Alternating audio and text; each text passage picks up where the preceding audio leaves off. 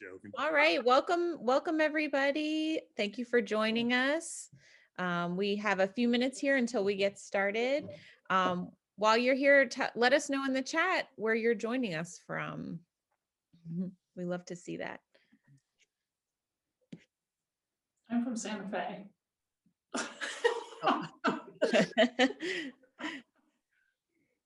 Washington, D.C., Silver Spring. Whoa, New York. Oh my gosh, we got a lot coming in. Asheville, North Carolina. Oh, Nadia in Silver Springs. Excellent. Nadia. Welcome. Washington State, Tennessee.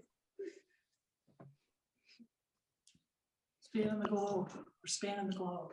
Fabulous. Oh, Hollywood, Florida. Ooh, Hollywood. Hollywood. Maryland, LA. Maybe Town. Canada. We've got Canada represented. Hey. Just down the street. Hi, Linda. Oh, Singapore. My house. Melissa Morrow's in the house. Sherry. Hi, Sherry. Someone from Albuquerque. Am I being seen right now? No. It's Okay, good. trust. Okay. Gabby. She said casual big fan. That's funny. Oh my gosh. Wow. Is this, are we looking at one of your newest works? Yes. Oh, It's that. It's trust. Oh, yeah. All Trust. right. So it is 7:01. So we're going to go ahead and get started. So welcome everyone to tonight's virtual program with the American Visionary Art Museum. We're so happy that you are joining us for a very special virtual studio tour with artist Chris Roberts-Antieau. This is so exciting. So I won't take up any more of your time, but first I want to introduce our AVAM's founder and director and principal curator, Rebecca Hofberger, to get us started. oh, thank you, Becca, and thank you, Mavette, thank you, Melissa, for being on tonight. This is probably the most emotional in the best sense of that word, artist studio, because Chris Roberts-Antieau has been shown at our museum more than in 25 years, more than any other single artist. And all of that is for good reason. If I hated her, her work is so unbelievable that I would have to have included her. But I have to say, I love her. And she's one of the most fiercely creative human beings I've ever known. She writes like an angel. She writes beautifully. I think she sings. She's the feminine gender's answer to Tom Waite. She plays harmonica, which I said, did you bring? She's just one of the most multi-layered people. She introduced me to the works of Leonard Shlain. Her love of science is very kindred to ours. And if you come right now to see our Secret Life of Earth show, you will find all of you out there who as little kids used to gather fireflies, and you were told, for a penny a piece, like Johns Hopkins or some scientific institution was going to, pay you for those fireflies because they were studying how in the world does that magic light work. And the secret of that, Chris Roberts-Antieau tells us in our Secret Life of Earth show. Chris, we just had 2 full pages of rave review in the Washington Post. And again, we were privileged to show your ball gown, which we love. And now we have your albino deer. And no deer were hurt in the making of that, I have to say, but you'll be sharing that later. Yeah. With all my heart, I just think you're one of the most extraordinary people. And our next exhibition is that I'm working on now for the fall is called Healing and the Art of Compassion and the lack thereof.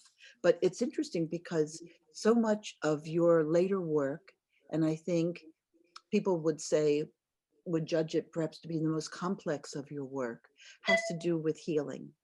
And for me, you radiate out healing just as a human being. You have such a free spirit.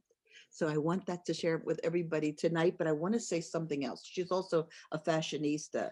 So when Chris saw like what a schlub I am in my dressing, she to like teach me, she made me this See, Oh, it's so- I can't see it. a paper doll, a one of a kind. Oh, yes, yay. Oh, I'm so glad you're still. You see this? Yeah. So trying to encourage me and like all of these things. She made like 10 outfits so that I could, you know, like at least in paper form, I'm messing this up, be like dressed a lot better. And I mean, I mean, how's that for a subtle hit from a friend? That Like, is amazing. so this is that one look she had for me. This is another, and there was top, and there's like some sort of mink stole paper everywhere.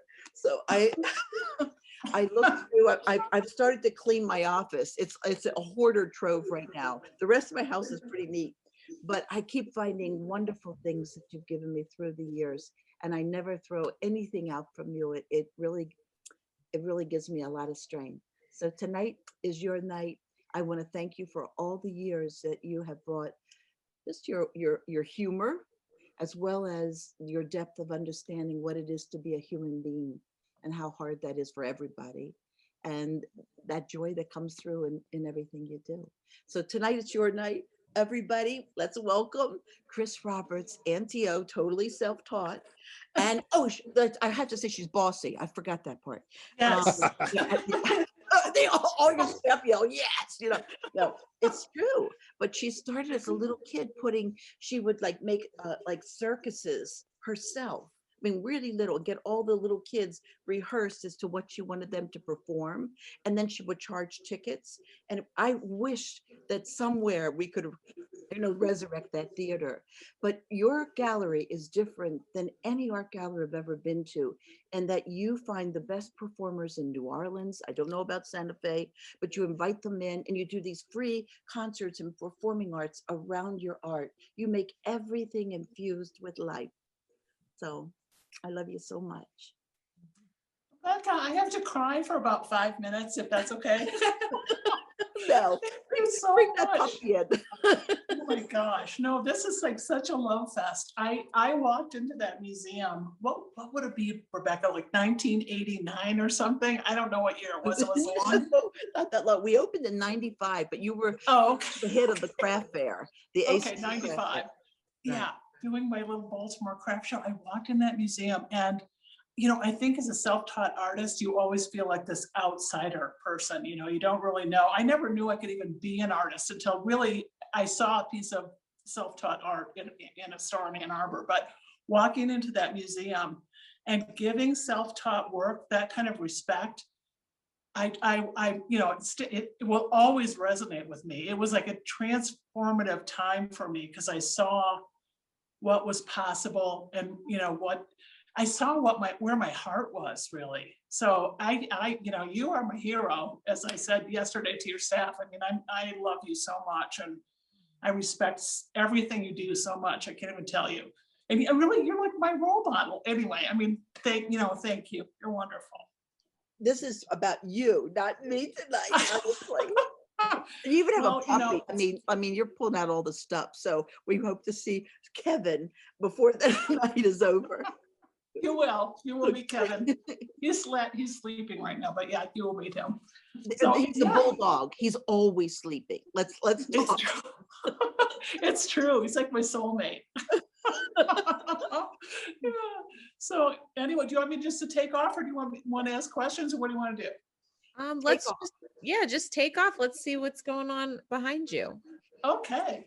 All right, we're in my studio. I'm in Santa Fe, New Mexico. I've been here now for about a year. I moved here right when COVID started. So I have no idea what my surroundings are. I only know my home and my studio. So I hope to be able to get out soon. But I'm in my studio right now. I have 2 buildings here, which is really cool. It was amazing how it worked out. I have a 1,000 square foot building that's identical to this one that I live in. And then this is like 20 feet away. So I'm in my other, you know, building, which is my studio. So it like was a miracle how we found it. So it's been really cool. So, you know, I got this set up about, I don't know, 7 months ago, maybe.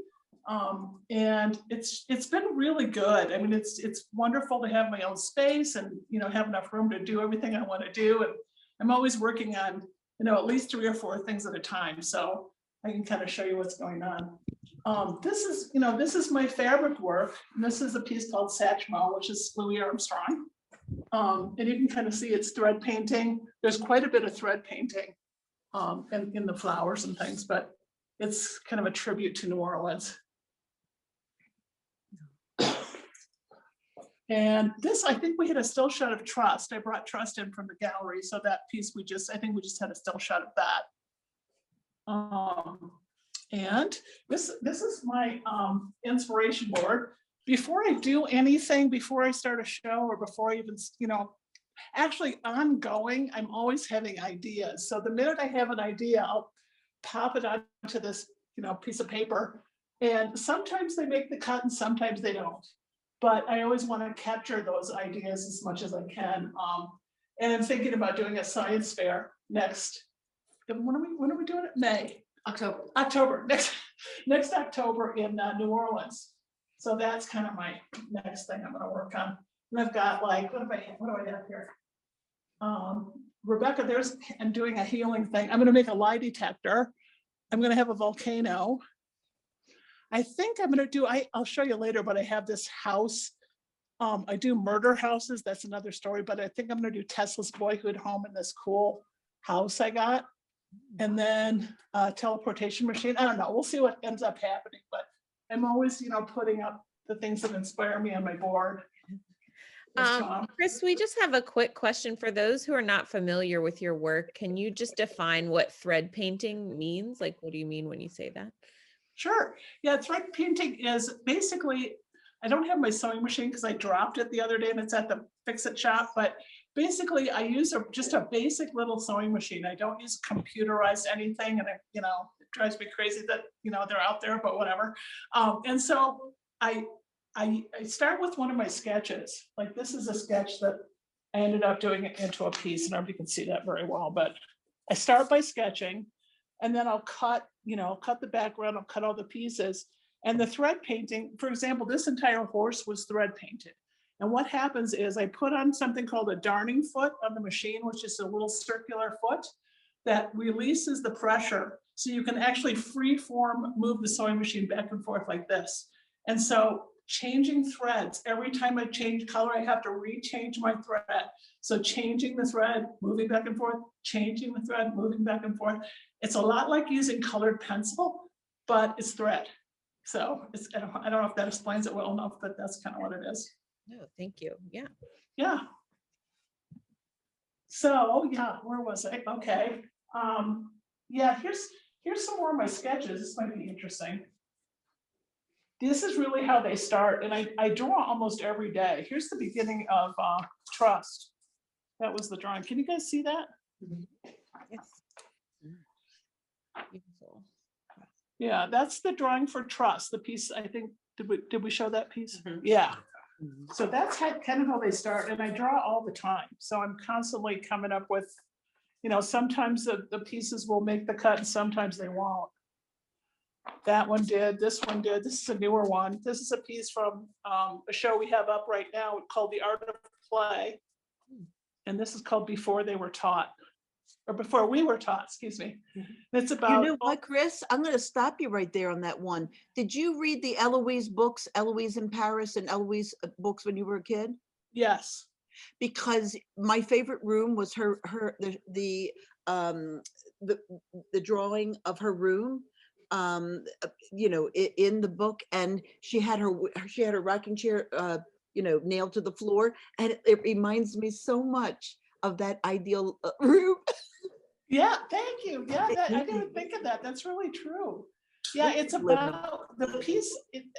I love this subject because it's the subject matter is about before we're taught all the fear-based stuff we're taught in life, that innocence that we lose way too quickly, and the layers and layers of fear-based information that fall on us for the rest of our lives. Wow. And I'm so opposed to that. Being conscious of all that stuff is really important, and it, because really it's always like I say, when you look back on your life, all the stuff you worried about never happened. It just didn't happen. So editing your fear-based stuff is really important. And I wish we didn't have to teach children so much self-consciousness and and that sort of thing. So that's what that piece is about. So let's see here. Yeah, a lot of these made the cut. This was the sketch for home, and it turned out a little bit differently, but that's on the website so you can see it. This is, what's this one called again?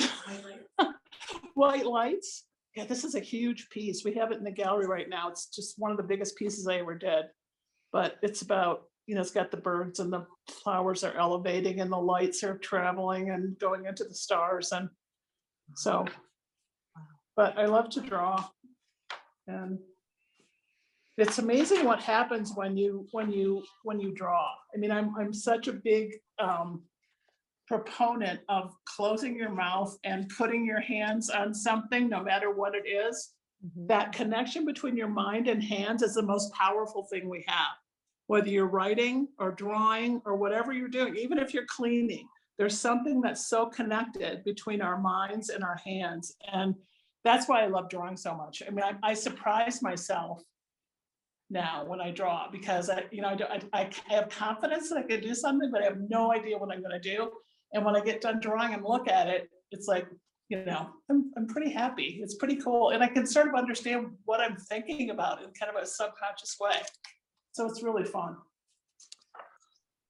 Chris, do you think about like what fabrics you're going to use and how you're going to layer them like while you're drawing, or you just start with the drawing and then take it from there? Yeah, if you look closely, like at some of the drawings, I make a lot of notes when I'm drawing about colors, and like, I think this one has good ones. Like I changed this owl into a vulture, you can see there, night sky or wallpaper. I wanted to think about, did I want to use all ravens in this drawing? Put the moon, behind her head, exterior, night sky. So yeah, I'll make notes about colors, and there's something about her dress being transparent. So yeah, I think about it the whole time I'm working. Cool. So yeah. Let's see. What is your preferred sewing machine? Someone asked. I use a Bernina, and it's like from the 90s. It's this really heavy duty workhorse 1008 Bernina, believe it or not. And that thing sews like unbelievably. I've had it for like 15 years and it's just amazing. So I love that machine. And they're hard to find now. They're really hard to find. So I'm getting a little nervous about it, but This is your appeal, public appeal. For a backup. So that's the gist of it. We can walk around the studio a little bit. I can just sort of show you some things in progress if you'd like. Yeah, let's see what this is. I do the taxidermy, as we know, and this is a hyena. I don't get a close up on his face. He's pretty ferocious. What I do is I like to find old soulful pieces of taxidermy. I'm not a fan of taxidermy at all, but it's been, in the zeitgeist for the last 100 years. And so I find these pieces like the deer that we have in the museum, and I embroider the flora and fauna and all the insects and all the memories that they would have had in their lifetime. So and they're applied all over their bodies. So it's kind of it's like a tribute. I try to give them back their dignity, basically, by embroidering their memories on them. So that's what that's about. This is in progress. This is how I start. Muslin pattern. This will turn into a very fine mesh, sort of netting, a French netting it's called. And then all of his memories will be embroidered. So you'll be able to see the fur through the piece. There's an exquisite question. Could we go to it from Whitney Zimmerman? Who says, "Hi, Chris. I'm a yoga instructor in Florida. I stumbled into your New Orleans gallery years ago, and I picked up your zine, Mind and Hands." Let's see what she said. I just looked away at you. The lovely gallery staff advised me to hold on to it until a dark day, which I did, and it brought great comfort. The question is, when you do dip into sadness, how do you connect to return to joy? Well, hold it, let's see. P.S. My students love your artist statement much as I do. And that's in that magnificent book. You're going to have a second volume of that huge book that I just wrote a little intro, but you gave everybody an original work of art, an original bird in that. It was the most beautiful artist book I think I've ever seen. Oh, thanks, Rebecca. But you've Thank done you. so much since then. You really need another volume. Yeah, we're actually working on that now. It's funny that you mentioned it. We're working on it. We probably will have it out sometime in late 22, we're thinking. But yeah, it'll be all the new limited edition pieces that we haven't, put in book form yet. So I'm really excited about it. We're having a lot of fun doing it. So you have such a well of joy. But the question was, when you dip into sadness, how do you get back? Man, that's a really good question. God, I lost one of my very best friends about 2 years ago. Please forgive me if I cry, and I remember saying I had to speak at his funeral, and I'm going to cry, sorry. I remember saying to myself, before I went in, just feel it. I think we have to feel these things. The worst thing we can do to ourselves is not let ourselves go through that kind of pain. And the one thing I came away with from after I got through all the pain about him was what a blessing he was in my life. And I think once you go through it, if you could pull out that other side and look at the reason they were with you, or look at the reason that something happened to you that was so horrible, there's always a page that will turn and it will get better, always. I've never seen it get worse. So that's probably the best thing I could say. Great answer. That's amazing. So a little softer question. How many years have you been creating, Chris? Oh my gosh, do I have to say it out loud? I started on my dining room table when my son was little, and he is now 45. Oh my God. So, I mean, I always tell this story. The first thing I ever made, I was kind of in a tough situation with my marriage. I didn't know what was going to happen. I had this little kid, and I only graduated high school. I didn't go to college. I didn't go to art school, but I knew I could possibly do something with my hands. So I used to work on my dining room table when he was little, and I made this soft sculpture thing. I was going to do my very first art fair, and I was so excited. And I did this soft sculpture that was like a trapeze artist, like 3-dimensional, about this big. And it took me 24 hours to make him, and I sold him for $18. And I was like, yes, this is great. So that's, that was kind of how I started. And that was probably 1988, something like that. So add that up, whatever that would be. You do costumes for rock bands. Yeah, I did. Well, yeah, I did.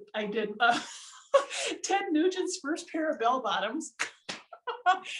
He lived in Michigan, and I used to go see the Amboy Dukes back then, and before I was Ted Nugent, and I was I wasn't like a bad groupie. I was like an intellectual groupie with them. So I got to make his first pair. They were like wide whale green corduroy bell bottoms with button fly. So it was pretty sweet. And you said you had this little baby, but you have a beautiful 7-foot tall son. Yeah. The biggest baby that ever was, True. It's true. Yeah, he was huge. No drugs. He was enormous. He's still enormous. And your female obstetrician was off watching a football game. Was it that? Yes, exactly. Yes. Yeah, she barely made it. Yeah. I want to go beat her up right now. I know. Yeah, he's doing great though. He's awesome. We're going to save the chat for you, because you cannot imagine the lovely comments from people whose work means so much to them, that your work means so much to them. It's really beautiful to watch. We would love to see some more pieces, actually. So Yeah. Here's like I said, I'm always working on several different things. So this is my taxidermy piece. This is all right. I'm going to be like really humble and tell you guys, when COVID first started, we were shut in. I was in my new house. I said, darn it, I'm going to teach myself how to paint. And so So I spent the first 6 months of COVID like in this manic state of trying to teach myself how to paint. It is the hardest thing in the world. I can't believe it. Anyway, I ended up with 5 paintings. None of them have a head. So that's that's where it started. And if we go over to the house later, I'll show you one of them because I have one on the wall just to remind myself how hard it is. So anyway, over here is our tragic snow globes that we're doing right now. I don't know if you can see these very closely. Just my glasses. Yeah, I've been doing these for a long time, probably since we opened the gallery in New Orleans in 2010. And so we make up these tragedies and put them in a snow globe, and they have music that goes along with them. And I'll sort of tell you what they are. These are in progress right now. So these are the bases. And this one is called, wait a minute. I'm trying to find it. Wait a minute. What's that one called, Brian? Giant wasp at the nudist colony. Oh yeah, murder wasp at the nudist colony. What do you think? Okay, and there's a circusy one.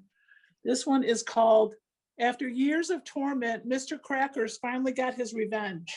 You can see Mr. Crackers like attacking the trainers at the circus. They crack me up, okay? And this one is called, let's see, After the Polar Ice Caps Melted, the retirement home was no longer safe. Oh, you can see that one. I wish we had that in our climate show right now. Oh, I'll send it to you, Rebecca. Here's I forgot to play the music. Here's the music. And It's a hot time in the old town tonight. People are loving these, by the way, in the chat. Excellent. It's so much fun to put the music with them because they just like come alive. Okay, and this one is called Nobody Was Looking at Sparkles. This is like the tale of the sad clown, and he's trying his hardest, but nobody's paying attention. Oh. No. Want to hear the music? Yeah, what's the music for that one? Okay, hold on.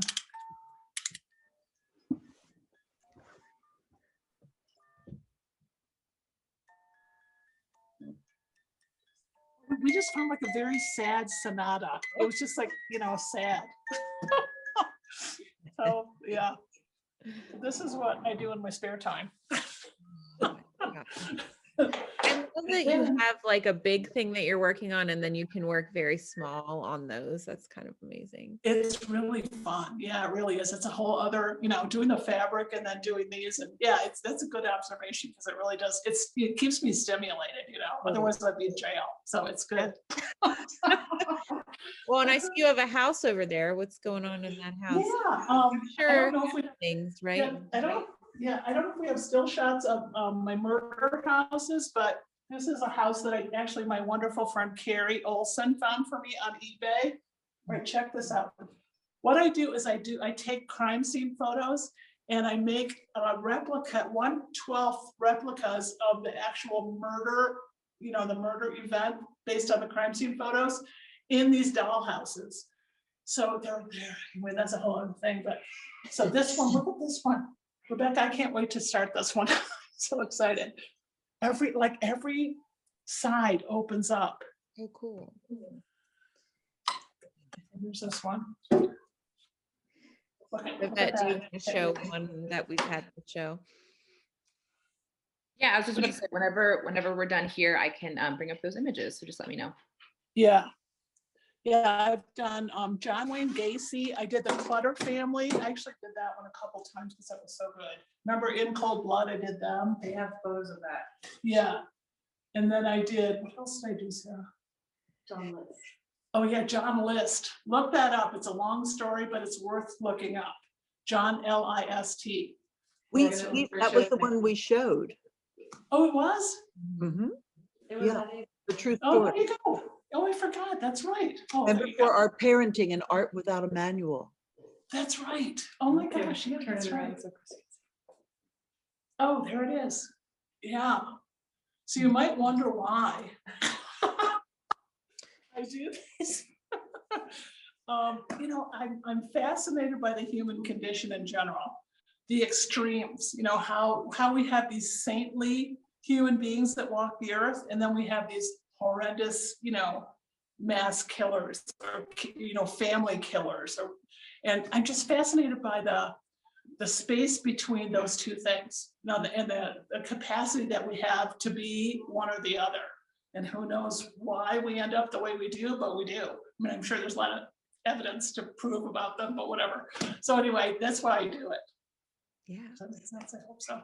You know, you're so right on. I was watching when I was a kid, Mother Teresa being interviewed by Merv Griffin on his TV show, and he asked her, you know, what could make you so good? You work with the lepers, you bathe them, you take in, you know, people. What makes you so very good? And he expected her to say something, you know, religious, and she said, long ago, I realized I had the potential to be another Hitler. That was your answer. Yeah. Yeah. But Yeah, it's in all of us. Yeah. I Isn't love that I amazing? love that work. Did you make that little, like the dolls? Did you form him? The one. Who?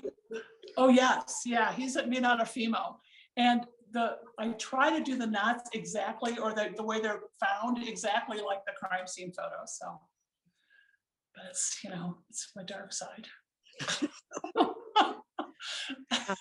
Someone had a good question that kind of relates to this. Like, how do you structure your day? Like, you get up and you work all day, or, you know, a little murder podcast here, a little sewing there, you know, like how's your day look usually?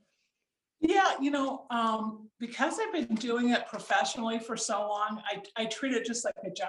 I mean, I come into the studio usually around 9:30 in the morning, excuse me, and you know, even if I don't have anything going on, I'll start to draw, or I'll turn on Alfred Hitchcock, you know, or I'll, you know, I'll just do something so I'm in my environment, and you know, pretty soon something starts to click and I start to actually move. But having so many things to work on is really fun. I don't, you know, I'm not focused on one thing all the time. And I find that one thing feeds another, you know, so they're constant, you know, bouncing off each other all the time, which is really fun. So I'll come in at 9:30 and I usually work till about 4, something like that. And then because my house is, you know, 20 feet away, I sometimes come over at night, and, you know, just finish things up or start something new. I always like to have something new that, you know, that I can start in the morning if I have an idea. So I usually get it started the day before. So yeah, it's, you know, it's, you have to, if you're interested in being an artist and you're interested in, you know, getting your work out into the world, that's, you kind of have to treat it like a job. Right. And, you know, I don't know how many people out there are thinking about being artists, but one of the things I always say is that if you have a gift to make art, it's a responsibility that you've been given. You know, you didn't give yourself that talent, and, you know, it's your responsibility to be that light in the world. So, you know, don't deny yourself. Don't shut yourself down. You really need to push that forward and do everything you can do to be, you know, to make that talent real. Wow. Someone's asking about the work right behind you with the blue background, or the other Oh side. yeah, that's a piece in progress again. And this is just a cut piece. You can kind of see how they look before they get sewn. This isn't actually all finished being cut yet, but you can kind of see the pieces. Can you see that? Oh, that's cool. Oh, Yeah, she's gonna be sort of floating on the back of the swan, and got the tree and the red bird and the moon, and she's in her bedroom. This is kind of her bed down here. Here's the drawing. You can see how it's changing as I work. That's the original drawing for it. But I changed her head and, you know, kind of the way she's gonna move in the piece. So, I love how you have them up there. It's like a little felt board. You can just move them around. That's so cool. well, Brian made these felt boards for me, so I thank Brian. I mean, he's got the whole span. It's like a 20-foot felt board, which is amazing. When it's empty, it's really inspiring just to have that big blank space. This is a really good question. Do birds hold a particular significance for you? You use a lot of birds in your work.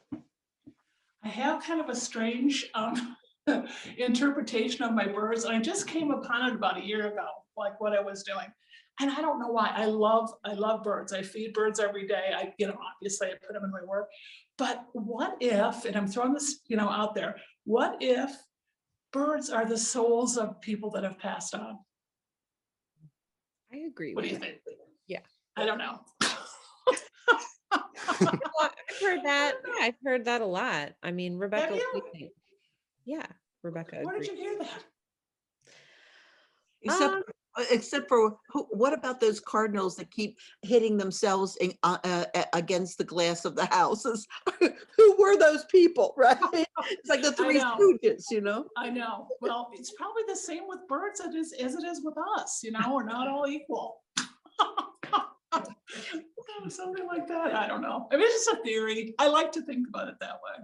So sometimes you get to make things up. I love that. People are loving it. They're saying crows are messengers. Yeah, butterflies are also supposed to be spirits of beloved people as well. Yeah. Oh, can I tell you a story? When I was doing that talk at the funeral of my friend, after I spoke, they had 400 people there. So it was this big, huge room with a huge glass wall on one side, floor to ceiling. And as soon as I sat down, a sparrow came and, I'm not kidding, pushed himself against the glass and, just fluttering like that, but right against the glass for at least 30 seconds. Oh my gosh. Yeah. So that was pretty sweet. I think that was the catalyst for my theory. Let's see, what do we have in here? Show us something else. Show us.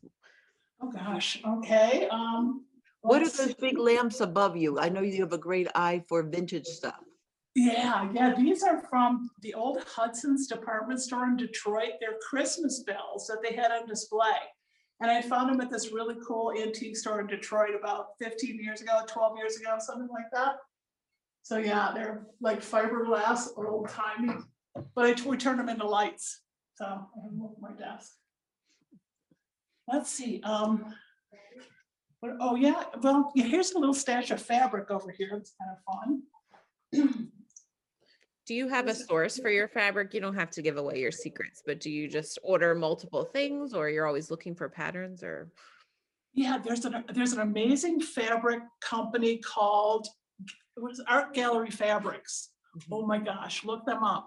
They're so good. If you like prints, like I love prints. I don't use a lot of them right now, but I love their prints. So it's artgalleryfabrics.com. Check them out. And then when I'm in Michigan, my other house is in Michigan. So when I'm back there, there's a fabric store I go to there quite a bit. With the thread painting, I don't have to use too much in the way of like fancy fabrics because everything's, painted on the surface with a thread. So I'm just using blacks and sky fabric and neutrals usually that we embellish. But I love fabric so much. So that's my fabric. And let's see here. Were you at your NOLA gallery when President Clinton came and bought your work?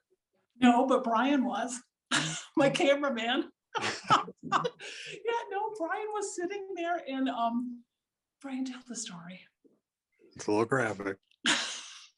Brian was sitting there and all of a sudden he noticed that the street was being closed down and like people were cleared off their balconies. We're on the far end of Royal Street, right in the French Quarter.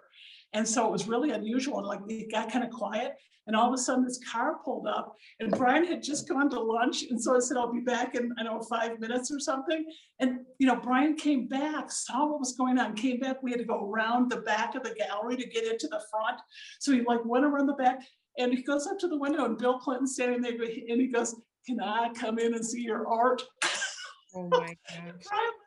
And he bought one of Brian's, and I think, was it two of mine? I'm not sure. Yeah, two of mine. And yeah, it was great. And somebody got a photo of it, which was wonderful. So we have, a photo of him coming out of the gallery with the Secret Service all around. So that was really fun.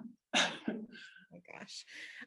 Chris, do you want to take us over to show us what's in your house? Is that possible? Sure. Yeah, absolutely. Yeah. Good time.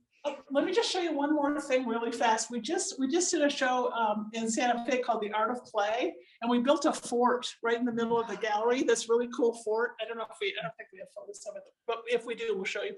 But this was part of the interior.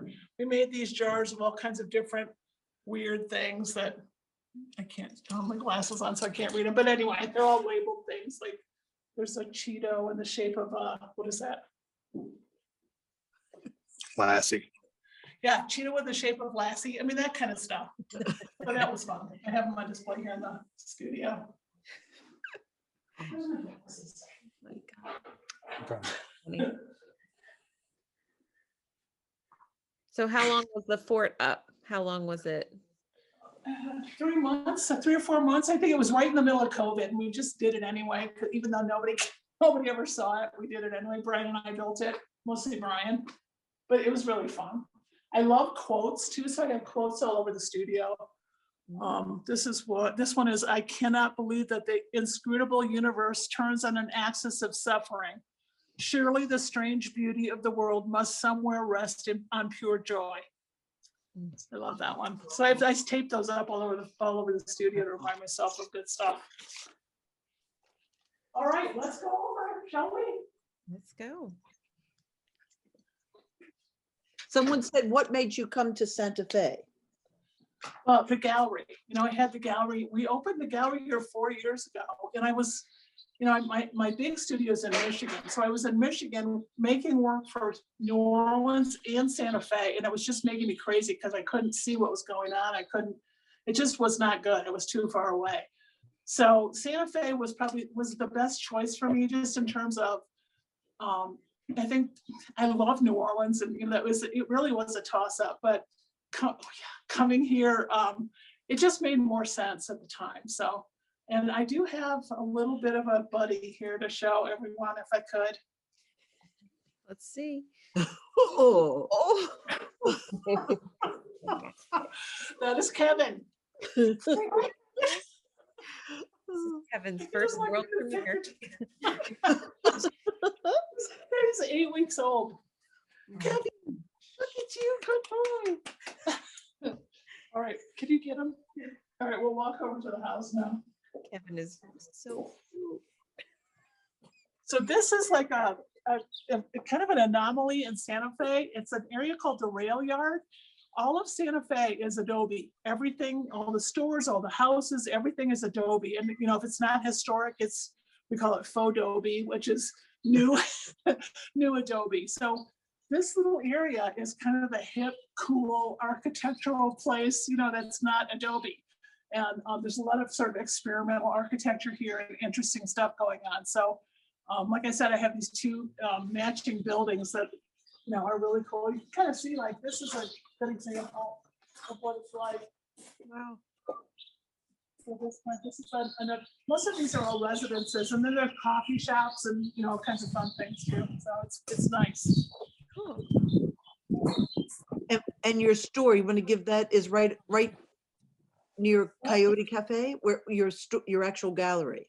Yeah, the gallery's next to Coyote Cafe. I'm in the Rail Yard district, so I'm like 5 minutes away. So.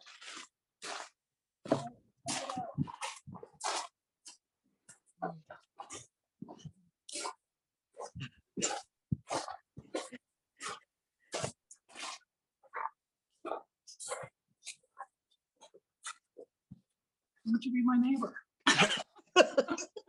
You're inviting 162 people into your home. Here we Oh, are. yay. That's great. There's where the paintings. Yeah, this is the first painting I did. Like I said before, just to remind myself that it's really hard to do, and don't think you're such a big shot. That painting is amazing. That's a beautiful. Oh, stop it. I'm sure people will agree with me. I love it. Oh, thanks so much. But I don't know. It's hard. It's one of those hard things that's very humbling, and I haven't found my equilibrium with it. I think that's my biggest problem. So, Yeah. but anyway, here's the house, and like I said, this is the mirror image of the other one. It's just got stuff in it, so I can live. Let me walk you through. These paintings I found. I used to have a studio in San Diego, and these are paintings that came off an old carousel in California. They're just really funky, but I love them. It's that one, and I'll show you. There's a couple other ones too. That's amazing. But mostly I had brought certain things from Michigan because I couldn't bring everything. So I picked certain things that I wanted to live with and brought them here. And you know, it's just kind of the edited down version of my life, basically. So this is a painting that I found here in Santa Fe that was actually painted of a woman from New Orleans. So I thought that was kind of cool. That connection was good. And Are this those is Manchester chicken lamps? what? Santa Fe. You know, isn't they your Manchester hometown of chicken? Manchester called the chicken capital of the Yes, world? Rebecca, how did you know that? Yes, that is what they are. Not really, but I will call them that from now on. Okay. Oh my gosh, this is like my favorite thing that I own right now. And because, as you can see, there's a beautiful lady that looks a lot like me. There's a horse. I love horses. And down here, what do we have? Kevin. Kevin. Yes, Kevin. Oh my God. So, and this is about 6 feet tall. It's kind of like life size. And I found it at in a really cool gallery on the west side of Michigan. And I think it was used as a dart board. You can kind of see the holes, like people were throwing darts at her. So I love that. Here's another one of the carousels. Whoa. That's the second carousel piece. Oh. So these, I don't know, I just really like those for some reason. I don't know why. That's pretty cool. Yeah. This is like one of my other favorite paintings, and I take it everywhere I go. I love this thing. So, it's really small. I don't know if you can see it. Wow. Isn't that cool? Oh Yeah. my gosh. Is there like a puppet in the back? What's happening? Yes. Well, that's a good question. I'm not sure if it's a puppet or what it is, but I love it. That's cool. Yeah, isn't that good? Yeah. That's good. So, yeah, here's my little bathroom and laundry room. My kitchen's around the corner. Let's see, a question from Gail. Why don't you have a lot of your pieces in your home? Is it because they're probably over in the gallery, right? Yeah, the pieces go to the gallery. Yeah, I don't, once I finish a piece, I don't really want to hang with it. It's like I did it. I finished the idea, and I'm always sort of moving on to the next thing. So, luckily I have a gallery that I can put them in and, and have them there. So. What's the friendly? What's the friendly on top of your fridge? Yeah, that's from a taxi cab. It's like isn't that good? Yeah. And then that sounds pretty good too. We're just here. And then, yeah, here's the rest of the kitchen. Rebecca, if you ever get a chance to look up this pottery, Adam Shrewsbury, he's on Instagram. Isn't that cool? He does tattoo art on ceramics. The Grim Reaper there. I know. Isn't that awesome? Anyway, I really like his work a lot.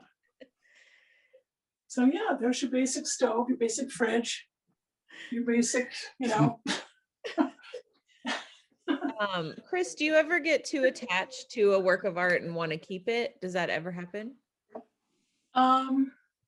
Back when I started, it was a lot harder to do that. But, it's the longer I've been doing it, the more I realize that I'm not doing it for myself. I'm kind of a recluse, and I'm not a good small talker. Actually, I hate it. So I avoid human beings most of the time. But it's the way I communicate. So it's really important that, I do the work and I get it out into the world. And one of the really cool things that kind of reinforce this idea for me is that when we sell a piece, there are these stories that connect to the pieces that are so like individualized. Like that people will tell me stories about why they've connected to the piece they bought, and these unusual circumstances in their lives that I knew nothing of beforehand, but they're almost spot on to what the piece is talking about. So I feel like this connection from me out into the world there's something going on there that I really believe in. You can see that in the chat. I mean, people are telling their stories in the chat. Will Chris be able to get a copy of all that too? Yep, absolutely. We will send the chat. I know because there's been a lot of chat throughout the whole piece. A lot of people have your pieces and they're telling their stories about, why they have them and where they got them and when they got them. And that's a question a lot of people are having is, can they buy your work just directly from the gallery if someone's interested in your work now? They would just kind of. Absolutely, yeah. We have, both galleries. We have our New Orleans gallery on Royal Street in the French Quarter, and we have our Santa Fe gallery. And yeah, you can, of course, buy directly. We'd love you to do that. You can go to antiogallery.com, or you can call Sarah right here. She just left. There she is. Sarah's our general Get gallery. in here. Yeah, come on, Sarah. Sarah and Kevin. Sarah's our general gallery director. She directs both galleries. So you can, Sarah Taylor at antiogallery.com. And Gabby, what's her last name again? Bansoff at. She's watching from New Orleans. Yeah, sorry. Gabby. Oh yeah, she's here. Okay. Hey Mavette, we can put the link in the chat if you want to. Yeah, you can call us. The Santa Fe number is 505-983-9529. Yep. And New Orleans at 504-304-0849.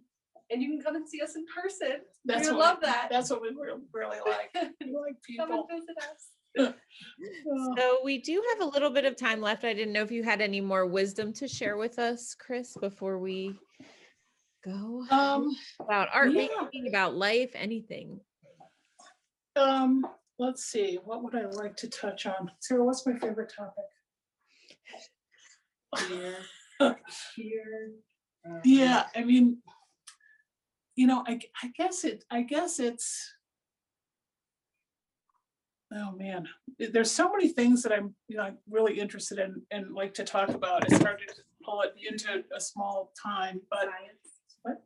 Beauty and science. yeah. I guess just if you have, everybody has something that they want to create or something that they want to say while they're here on the earth. And the most important thing and I don't know if everybody knows, but I didn't go to art school. I didn't go to college. I wasn't recommended. I did all this kind of, just because I had to. But please don't deny yourself the gifts that you want to give to the world. That's why we're here. And it's like I said before, all that fear-based stuff, you've got to not let that stop you. You need to say what you need to say, that comes out of your own soul. Get it out into the world in whatever form it takes, whether it's art or music or, making pancakes, whatever it is. So that's, Speaking of which, is your harmonica nearby? Oh, Rebecca, no, I can't. Fear-based. I have not rehearsed. What I'll do, I will send you a little tape of myself, and if you want to play, perform it or show it, that's fine. I give you a license, but I can't do it on live. I can't. Oh, I'm sorry. there's one more fear.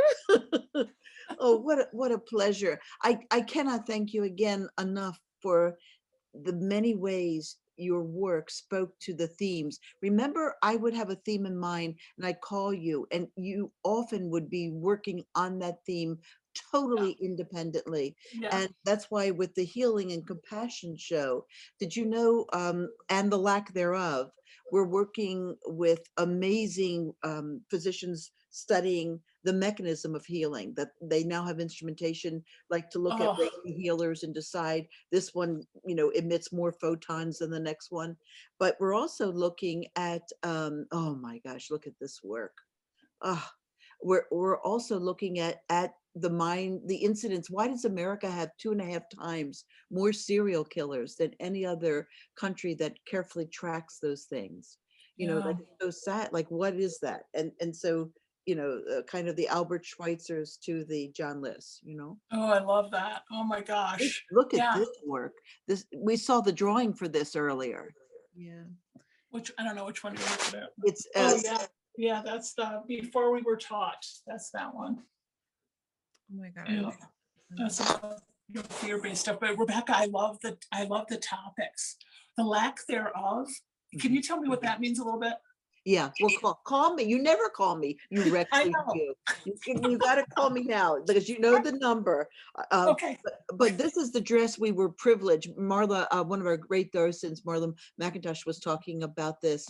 Tell the story of this dress that you did. The embroidery is mind-boggling in person. I don't know if you can get in on it, but we showed this for a year. Someone Yeah, asked about it. oh, sorry. Again, it's the dichotomy, the two extremes, the violence in nature, which is just a natural part of nature, but there is violence, very much violence in nature, usually, based on survival.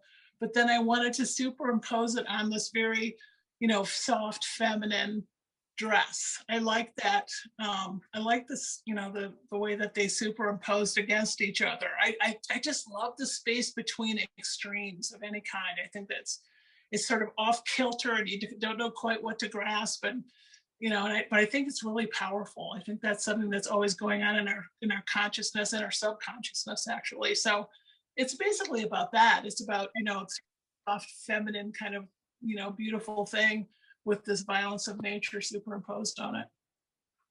Well, tell about that you didn't want to sell the dress. Like you just did it because you loved it. In the pink one that you did. I love this story. What did I do? Remember when that wealthy woman came in and she asked about the dress? Okay. Yeah, I wasn't in the gallery that day, but we had the dress up in front of the gallery and everybody could see it. And one afternoon, this woman came in and one of my, part-time employees was in there and she said, "Can I try that dress on?" And she said, "I guess so, sure." So she took her in the back, she tried it on, it fit her perfectly. She ran out the front door with it, like chased like I think it was some sort of a truck down the street. Garbage truck. A garbage truck down the street, got her picture taken, and thankfully came back into the gallery and bought it. But it was very exciting. And then she had a big party just for the dress when she got it back to Colorado. So that was really fun. Amazing. It's beautiful. Yeah. Wow. I'd love to, if anybody has any more questions, I'd love to do some questions. My favorite thing. Okay, let's see here. Let's see. We have the question, who have been some of your inspirations? Edward Gorey, perhaps? Just somebody wondering who your inspirations are. Yeah, my favorite, probably, believe it or not, artist is Giotto.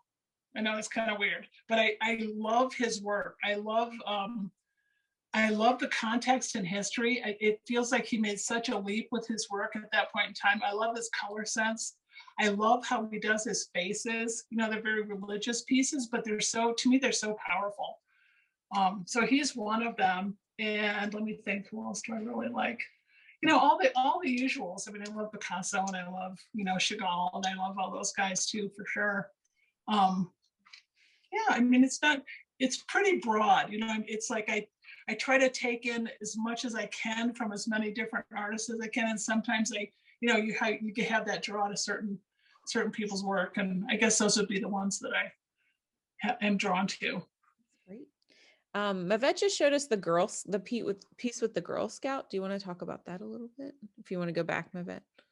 Yeah, I was a Girl Scout.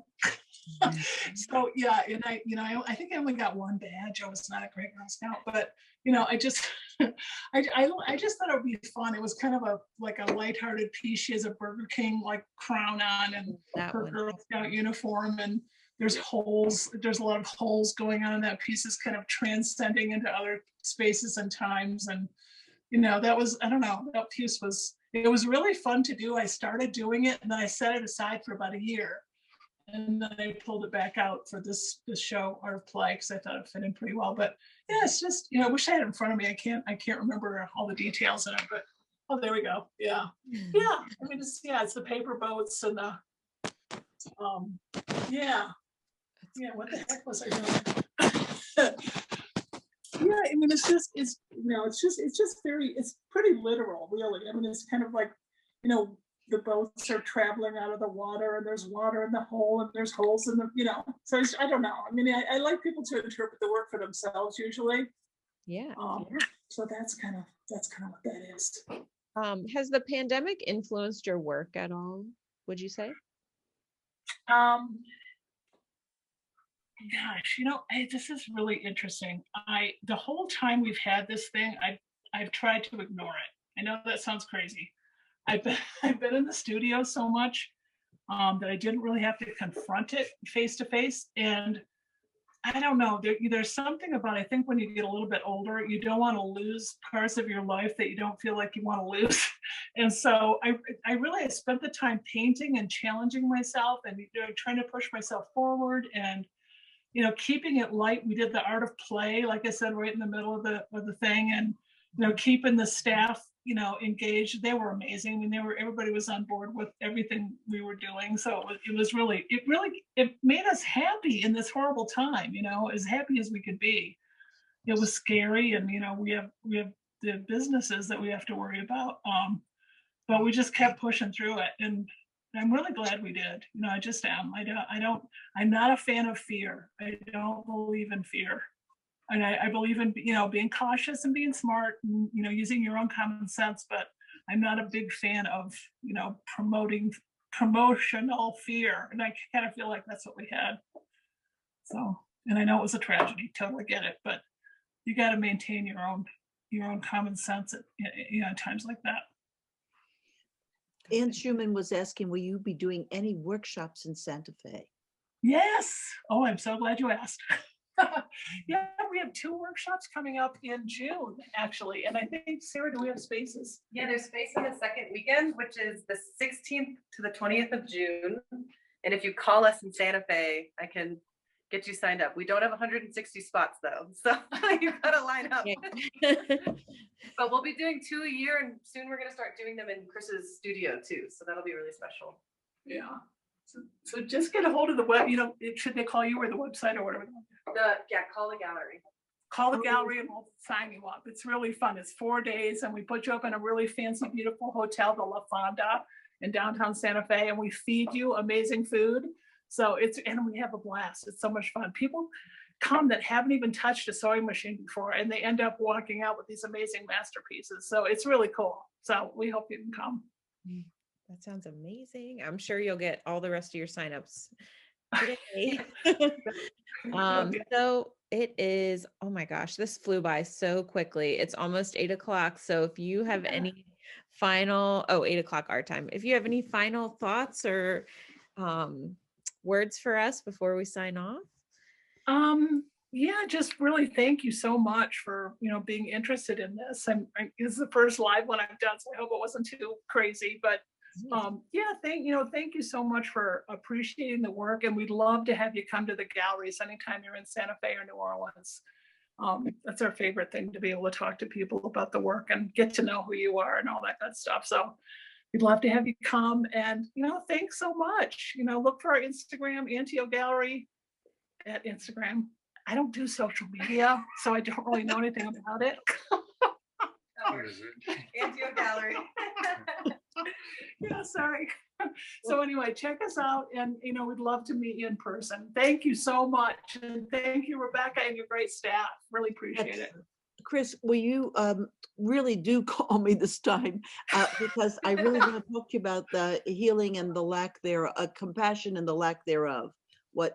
Because I think we thought a lot about yes, I promise I will call you. I love this theme so much. This is so good. Okay. Yes. Can I call you tomorrow though? Yes. Yeah. I promise I will call you tomorrow. It's got you, Girl Scout. But Okay. I love thank you. you so much, Steph. Thank you, everybody on the call. Thank you, Chris. Thank you, everyone. Thanks, everybody. Good night. See ya. Have a good night.